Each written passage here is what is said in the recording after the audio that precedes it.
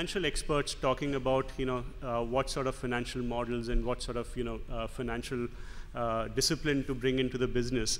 What I will try to do in, short couple of minutes is give you a very different perspective, on the softer side of how an investor looks at, making further investments. And I would give that remark by, reflecting a point of view which is now, I would say, very prevalent in the private equity industry, which is that, private equity as an industry is today very wounded.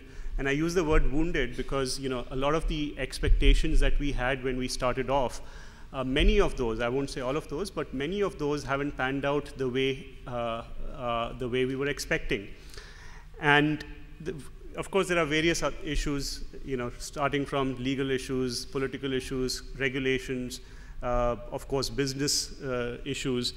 But the most important factor on the softer side, which I do want to highlight to the entrepreneurs in our crowd, is really the trust factor between entrepreneurs and the investor.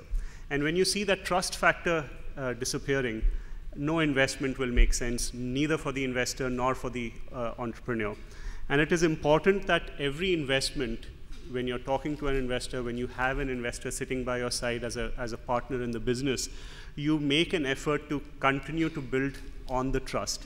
And starting from the point when you first engage with a prospective investor, don't fall into the compulsion of having to show unrealistic business plans, making promises that will be difficult to achieve.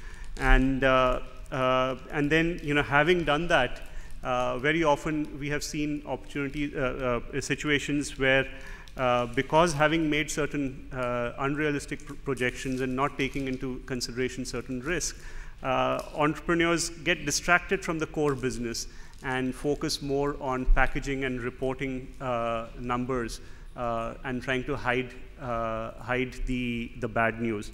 So, in a nutshell, the thought that I want to leave the entrepreneurs behind is share the bad news, use the opportunity of having investors who may be experienced people in, from a financial perspective or even from a business perspective, use them as your partners, discuss openly, have a corporate governance framework which allows for that open discussion, and then you will see a lot of the problems actually getting solved.